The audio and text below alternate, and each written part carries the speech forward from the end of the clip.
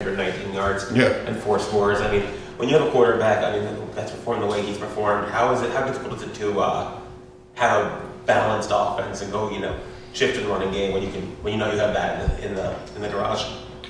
I mean, balance is a little bit. I mean, I don't know what balance really means. I mean, I've never viewed balance as 50-50.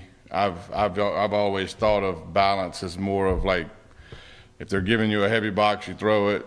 If they stack the box every time and you throw it 100% of the time, then that's probably what it took to win the game. But it is, mixing up run pass is vital to our success, to be honest with you, because you don't want, in today's football, D-line can rush the passer. Like, that's what changed over probably 10 or 15 years is like, used to D-lines stop the run and rush the passer. Now they rush the passer and stop the run on the way kind of mentality. So you have to keep them off balance because we've faced a lot of elite pass rushers. This week's no different. They have 2 edge rushers that are really, really good. And so it's our job to keep them off balance, and we have the ability to run it. So, it obviously helps. Someone who was around Sam Brown before he got here, yeah. What would you like to see him have the game like he had on Saturday and finally seem like starting to get into a rhythm? It was awesome. I mean, I've been, having some one-on-one conversations with him about just letting the game come to you, right? I think that one thing that people don't really think about at times is when you go to a new place, it takes a little time sometimes, especially when he wasn't necessarily involved in the stuff we were doing in the summer.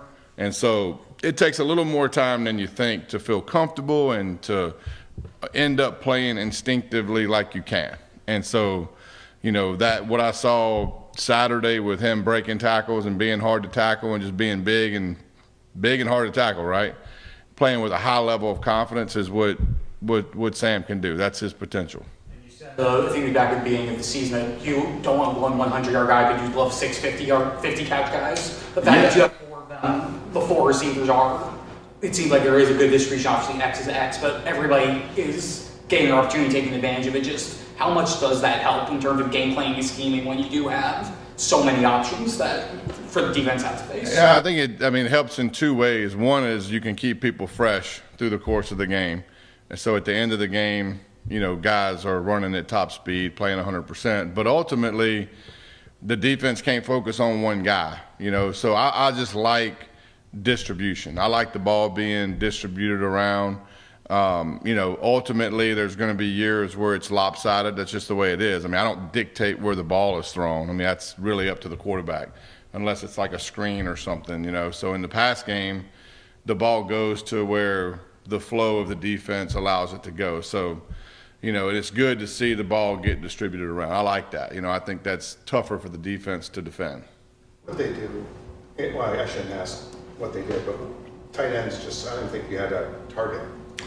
They had some, it's like everything. I mean, they're in every route, and they were open some. We missed them a few times. I mean, Elijah had some space on a couple of them, but the ball went somewhere else, and so that's going to happen. It's going to happen sometimes. I mean, there's going to be days where they catch 6, 7, 8 balls and days where they don't catch any. And the key is to find ways to affect the game without, which they do, And so I thought one of the biggest plays in the game is when he threw it to Elijah on the seam route and Elijah broke it up, He saved a pick.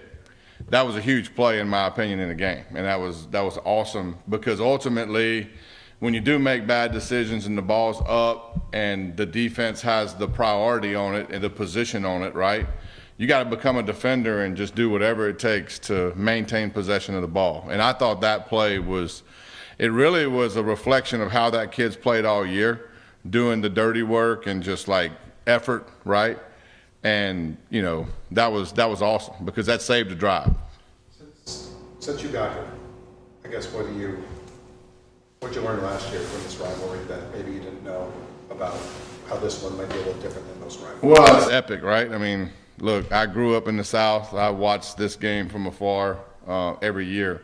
And so those 2 logos being on the field, I mean, it is what it is. You know, I mean, I don't think there's much that needs to be said about how they feel about us and we feel about them. I think, you know, Coach Cristobal probably alluded to the fact that when teams with this level of rivalry play, the records really don't mean anything. You know, we know it's going to be a dogfight. We know we're going to get their best. I mean, heck, we get everybody's best, right? I mean, everybody's kind of, you know, shooting for us, and we're fine with that, you know, and we got to keep focusing on the future, in my opinion, is the key. And they're probably telling their guys the same thing, focus on the future, because no matter what happened the last 7 weeks, it really has nothing to do with this week. It really doesn't. Like, you look across the nation, and statistically 50% of the teams are going to win and 50% of the teams are going to lose every weekend, right? And so we're just trying to stay on that other 50%. But, you know, the way that odds are set up and everything don't always match the way the game plays out. It just doesn't. Is it worth going back and looking at last year's games because you guys have so much personnel difference? They have obviously complete personnel difference, it seems like. Or I did. I think schematically it's worth watching. I think schematically all those games are worth watching from last year and this year, because coaches are creatures of habit, right? And so trying to get beads on why they do certain things versus certain offenses and why they did certain things versus us last year, and trying to figure out like some tendency breaker deals that you might have, you know, led up to that game is crucial. So yeah, absolutely. I think watching those games, even though it's not exactly the same people, I think watching them is vital to the game plan. There are a few staff members, obviously, who went to UM. Coach Cristobal, obviously, Kevin Beard, a few other staffers who went to UM. You ever catch them like when you're talking to them about FSU? They're just like, I hate the staff. Like, just like under their breath. Well, you ask them that, you know. I wasn't fortunate enough to be talented enough to play at a place like this, so you have to ask those guys that. I'm blessed to be here now, and so, you know, I feel the same way they do because we're all wearing the same logo. And then a few times on Saturday, you guys shifted Jalen Rivers inside and Markel playing left tackle. So what do you guys like about that lineup? I just think Markel's shown we trust him, you know, and so we have a handful of players that might not be starters, but we trust. And so those guys deserve playing time. They deserve to be out there. And ultimately you have to trust them, right? That's first. And then you got to put them out there and let them play. So I just think that rewarding guys that have shown that is very important. And there's no, look, across the board at every position is really the same. I mean, you look at AJ, for instance, I mean, you know, he came in and gave us a huge spark at the end of the game. And so just keep playing, right? Keep practicing hard, keep playing, and when your number's called, you know, take advantage of it, because that's the narrative that needs to be sent weekly, and it is. And so and our guys have bought into that, and our guys' attitude's been great about it. Some guys might not get the time that they think they should get, or people around them think they should get, but they know that it's more about we than me, right? It's more about the collective effort and trying to win the game than you getting yours. You know, in our society, that's hard today. But ultimately, we have a group of guys that honestly have bought into the fact that no matter what happens on Saturday, if we go 1-0, then that is the most important thing, including number one. Like he's the leader of it, you know, and so, I mean, he'll be the first to tell me coming off to the sideline that we're smashing them, keep running it, which is awesome. I love to hear that, right? How's the development coming at quarterback? You know, obviously we don't get to see Emery and Reese and how are those guys developing on the practice field? And what do you see as the outlook for that position here as you get closer to December, where you've got to make some obvious decisions whether you have a starter for next year? Yeah, I mean, I think spring's going to be vital for that, right? Spring and camp is where reps are distributed heavily, right?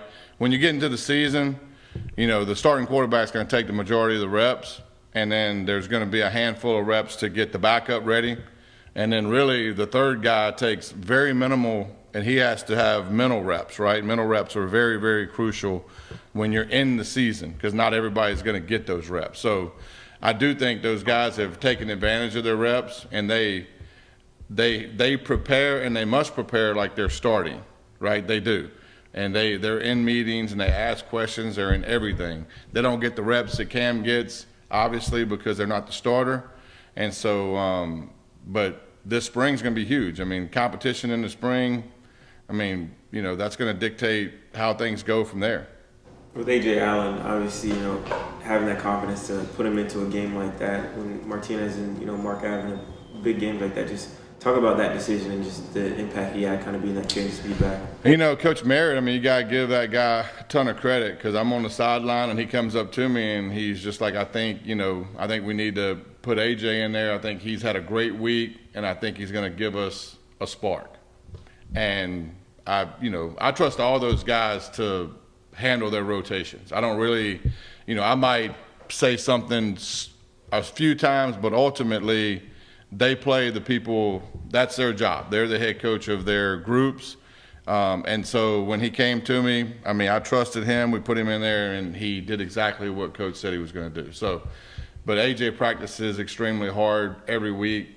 Guys made a lot of plays here, and so it's a testament to him that he stays positive. And then when his number's called, he goes out there and I mean, he had 3 or 4 really huge plays for us. Now that we're, more than halfway through the regular season, look at last game, I think Damian got 13 carries and Mark had 12, maybe it was reversed. They both had under 15 carries. How important is it to keep that workload managed so that they're staying healthy? I know you guys want to see them play into December, into January. So yeah. Managing that workload, how important is that? I think in running back it's extremely important because that's a very, violent position. You got to do, I say that all the time with those guys, but I mean, their job description is heavy. They get hit at a lot of different angles than other players do. They have to take on blitzers, A gap, B gap. It's just like we need to spread out the damage in that group. And so I think that having a group of guys and having it more running back committee is vital towards the end of the year because you can stay healthy and God forbid, something happens, then somebody's ready. Somebody's got a lot of reps and they're ready, right? How much have they embraced that? I know you talked about it a little bit, I think Mario talked about them all being happy with their role. How much have they embraced the fact that they may not be getting 25 carries a game, but they are staying healthy? I mean, you'd have to ask them that. I mean, their attitude's been awesome from my vantage point. I do preach that a lot, to be quite honest with you, because I know how our rooms are built, and they're going to keep being built that way. So I think it's vitally important to keep attitude first, keep team first, and keep me, in check a little bit, right? And so, everybody's attitude on a daily basis in that group and really in all the groups have been really, really positive. And so we haven't had any issues with that. And I think that, honestly, I think that they enjoy seeing the other guy make plays. They appreciate that. And they all celebrate together and, it's the same way across the board, which is really good to see. Those lines, kind of along those lines, we've all seen that Xavier's obviously having an unbelievable year on the field, and he's always had leadership qualities. Just where's his, from what we don't see in practice and behind the scenes, just where's that leadership level with him grown in the year and a half that you've been with him? Well, I mean, I think I've said about all you could say about him as far as his work ethic and grit. I do think, when things are tight, people depend on him and he comes through. I think when you keep doing that time and time again, obviously your status on the team is high. But he's also, I do think one thing that he does really well is when he doesn't get the ball. And I really do. I mean, I think he runs routes he strains in every route, right? And when we ask that dude to come in and block, you see him, he's motioning in, he's blocking safeties, he's blocking Sam linebackers. I mean, and he takes pride in that too. And so if he didn't do those things, the status would probably be a little different. But people see him doing everything, not just catching the ball 6 or 7 times or whatever, or making a big play, but he does all the gritty stuff too. And so if you look at everything, I mean, that's one of the biggest reasons why he's a special player, because it isn't about when you have the ball in your hand, in my opinion. It's about all those other things you do without the ball in your hand. You haven't been within his whole career, obviously, but do you still see that, the cliche chip on the shoulder in that too small, too slow, too this, too that, and he has he has outkicked his many of his rankings over the years? Well, I mean, typically guys like that never lose that chip. They just don't. I mean, I think in 10 years, he's going to have that chip on his shoulder, because people play like Aaron Rodgers has that chip on his shoulder. Like guys like Baker Mayfield, because they didn't get recruited, right? Cam Ward, those things at that point in time in your life, when you're 17 or 18 years old, and your whole life you've played a sport and people look at you a certain way, you never forget that. That time in your life is just, it's because it's the next step. You're going from high school and it's like into the unknown a little bit. Everybody wants to know and feel good. And then when people look at you in a way that is a little bit different than the way you look at yourself, you don't forget that. And I think that's probably one of the times in your life that probably sticks with you the longest, that little bit of divide right there from high school to college. And so he'll never lose that. And that's part of, he don't need to lose it, to be honest with you. He does not need to lose that, because that's what makes him him. You guys are top 10 in the country in a lot of stats, including points per game, obviously, which is the whole point. But I'm curious if there's a stat outside of points per game that you're particularly pleased with or impressed with that you guys have achieved this year. Yeah, I like the fact that our yards per play is high, because that's, we've made an emphasis to be explosive, and so our yards per play is high, our total number of punts are low, and our third down is high. So that's probably three that dictate you being on the field longer. And so yards per play is huge. I think that one is very telling of an offense, but the other two are telling of keeping the ball on your side. You guys are right now converting slightly over 60% of third downs, and I just did a quick look on CFB stats, and no team's done that for at least since 2016. Just what's been working so well on third down for you guys? How much of it is just setting yourselves up well? How much of it is scheme and play calling and performance? And what's worked so well? Well, it's not all scheme and play calling. I can tell you that, to answer that easily, because ultimately, if you have, let's say you have 15 third downs in a game, you don't always have that many, but what makes Cam special is he picks them up when we get covered. Really that's what you need to happen on third down, because defenses spend a lot of time being exotic on third down, and the run pass ratio on third down's always skewed, meaning they know when you're going to throw it and they kind of know when you're going to run it. And you want to break those tendencies, which we did a couple times in the game and got them on 3rd and 6 and 3rd and 5. They did it a couple times to us too, and so when you break those tendencies, it kind of shows up.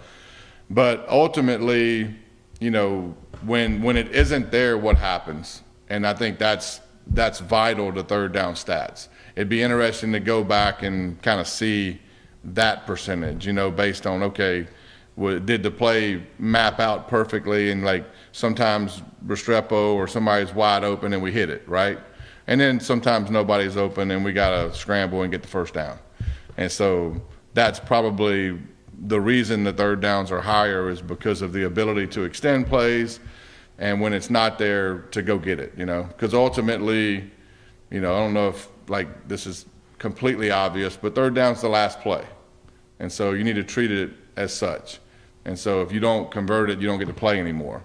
And so it needs to be a heightened sense of everything. Is it still the last play? No, sometimes that's a good point. It's a good point. And so sometimes it's not the last play. And one of the greatest quotes ever was, Leach was asked one time why he went for it so much on 4th down. Do you know what he said? He said to overcome the disappointment of not getting it on 3rd down. So it's typically what happens, is you get, you don't get it and you're frustrated and you go for it. Well, the times we went for it were more 4th and short, and like a couple of them backed up. I thought Coach Cristobal, made a couple really aggressive, good calls to go for it when our team desperately needed it. I know you said, but you don't see that very often, except this year it seems like you see it more and more and more. Teams aren't afraid of going for it on 4th down on their side of the field. Is that just where the game is? Because you got to score a bunch? And I think that part of it might be that. It's the flow of the game matters. How both teams are doing offensively, I think you factor that in. I do think looking at statistically, 4th and 1, you should get, right? Like, I know you don't get it all the time, but like it's right there, right? So if you look at teams that historically have went for more 4th downs, have been like the academies, the option teams. Well, heck, if it's 4th and 1 or 2, they're going for it, because ultimately the way they play football, they're going to get 1 or 2 yards, and they're going to keep everything rolling. So I think people have kind of looked at them through the years and been like, all right, well, if we have a good scheme and we feel good about it, then 4th and 1 should be an aggressive call wherever, right? Unless it's just a situation in the game where it's like you can't do it, or like both offenses are stalling out, and like that the flow of the game is going to dictate some of those decisions too. And you have to ask Coach Cristobal that too. He's like, he either gives me the thumbs up or thumbs down. Awesome. Thanks, Coach. Thank you. Thanks, Coach.